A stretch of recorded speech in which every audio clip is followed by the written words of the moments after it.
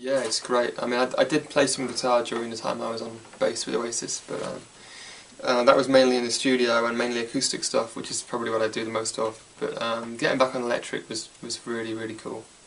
Learning to work a pedal board again. So much has changed in the pedal world since I was using pedals. I mean, I stopped about 97, 98, and the years went by, and now you can do almost anything. I started playing the guitar at age 9.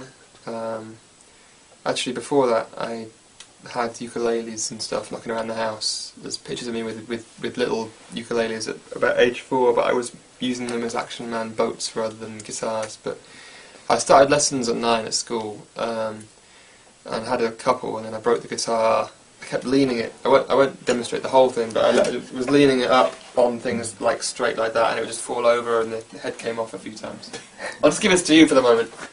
So yeah, I didn't stay at the lessons in school. I just learnt by ear, which is why my chords are all funny. My E's are wrong. Like a normal E is like that, but mine's like that. And little quirky things like that. Well, about age 9 it was the Beatles. I was sort of learning from a Beatles songbook and learning off the radio and, you know, just wherever I could see chords. And my uncle Peter, was a folk guitarist. He taught me a couple of like folk song type things that were G, C, D and that kind of thing. But as far as bands, it was the Beatles. And then age 13, 83, Smiths came out. Johnny Marr was a huge influence on me. For a few years I was just soaking up his style, and that's what I was really doing when Mark Gardner and me started playing guitar together at school. He was the other guitarist in Ride. So we bonded over the Smiths and Johnny Marr's playing, and from there I went to the Stone Roses, John Squire, and by the time John Squire was around I was pretty much ready to form a band. I mean, I was soaking up a lot of stuff from different places like the Stones, and starting to get into things like the Byrds, and you know, that's why as soon as Ride got signed I got a 12-string Rickenbacker. And then I had that, and I learnt a lot of my playing was just very stiff because of the 12-string. Then Graham Coxon from Blur, Blur just came out, and he was using Les Paul, so he showed me Les Paul, and just his style was all bendy, everything was all bendy, and I couldn't get my head around it. Well, in Rickenbacker you just can't do that, you're up against a brick wall. So he showed me the Les Paul, and I immediately got one, and that was the whole sound of the second Ride album was all about the string bending, and we took it from there.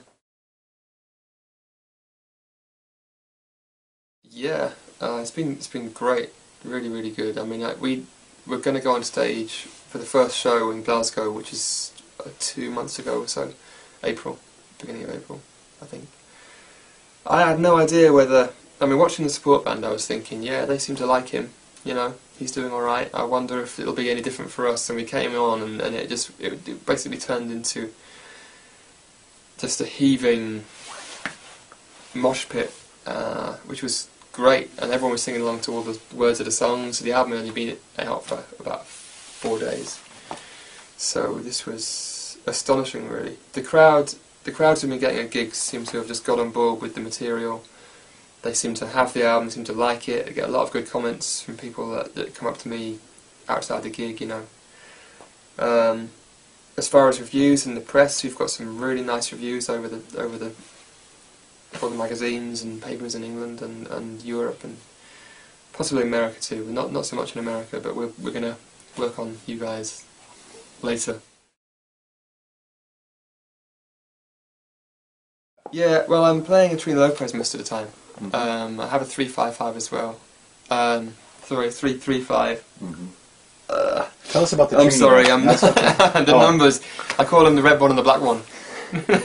But the red one is a Trini Lopez, which actually Noel Gallagher borrowed for a couple of Oasis tours, and he used it, I think, maybe in one or two songs, and on an 18-month world tour it followed us all the way around the world, and then the tour finished, and I went back to Sweden, and It came through the post. It got FedEx back to me in Sweden. The guy arrived, opened the case, and the head was off. And I was like, how could it make it through this whole world tour and then just like arrive at my door in pieces? But at that stage I hadn't really played it much myself. I got it fixed up by a guy called Philippe Debray in London, who's a real genius with that kind of repair jobs, and he builds guitars too. He's great. He put it together and it literally is better than it was before. It's so solid. And the other guitars, you know, you pick up a guitar and you just think, you know what, this guitar, I know if I play it, it's gonna go out of tune if I'm on the seventh fret or something. Whereas the Trini is solid all the time. And I do play a 335 as well, which is this black one, like an early 70s one, which is a little bit rawer, a little bit more leery. Yeah, the Beady Eye sound is, I mean, it's hard to talk about there's no kind of purpose, there wasn't any purpose in mind. We're going for this sound kind of thing. It was more like what we do is what Beady Eye is going to be. And I guess what we do, if you want to try and define that, we're into songs, arrangements of songs being pretty lean and mean, not too many solos, not too much overlaid stuff, quite a live feel, and not too much processing on the sound. So I'm not using, although I have got quite a big pedal board, mainly it's just different choices of drives and distortions.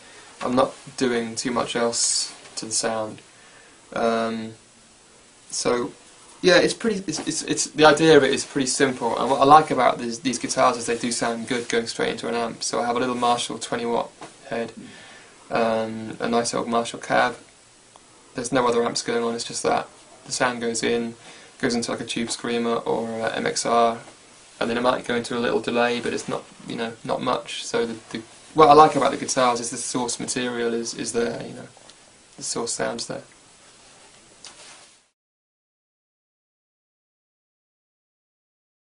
Yeah, I mean this weaving thing, we talk about that a lot. I guess it's when you haven't really got a defined role between the lead guitarist and rhythm guitarist. You just both weave around each other, and that is really what me and Gem have learnt to do over the last couple of years. We didn't know whether we were going to gel as a guitar team, you know, but it seems to be working really well. We actually booked rehearsals before the rehearsals. The band was going to rehearse, and this is for the first time, with Chris Sharrock on drums and Jeff Wharton on bass. Me and Gem thought, well, you know, why don't we just get some rehearsals before the rehearsals? So we went in for 2 weeks and just played around together in this room and started weaving.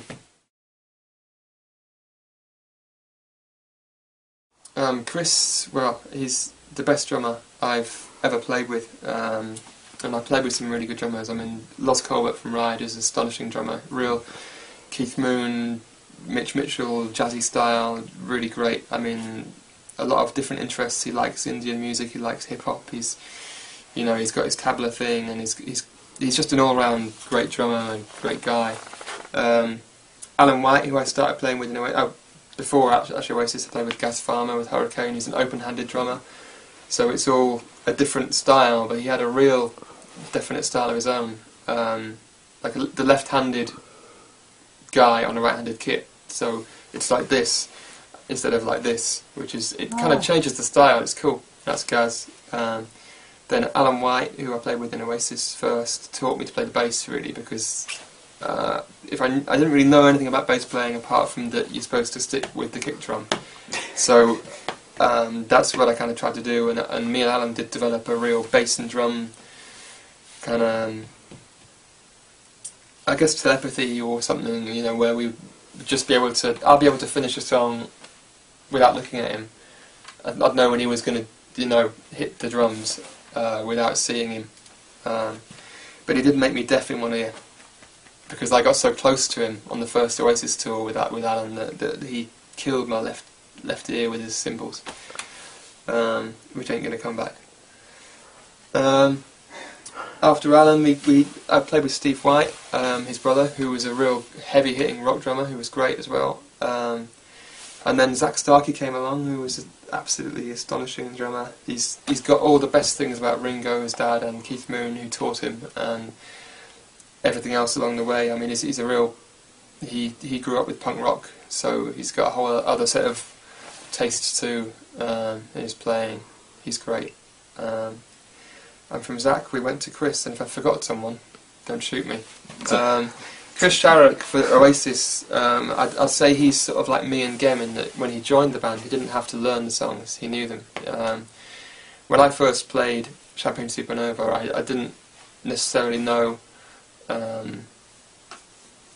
the exact notes to hit, but I had the feeling, I knew where I was going with it, and Chris has got that same thing where he's familiar enough with the parts to play that he just does it without thinking, whereas he wouldn't, with Zach or Alan, they'd have to be told, well, the part goes like this. With Chris, it was like, well, I know Supersonic, I know Live Forever. These are like riffs on the drums, you know. You can't really change them.